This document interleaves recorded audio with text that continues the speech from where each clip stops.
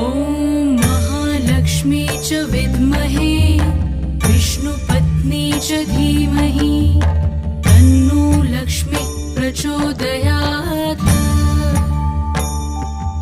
ॐ महालक्ष्मी च विद्महे विष्णुपत्नी च धीमहि तन्नो लक्ष्मी प्रचोदयात्। ॐ महालक्ष्मी च विद्महे विष्णुपत्नी च धीमहि तन्नो लक्ष्मी प्रचोदयात्।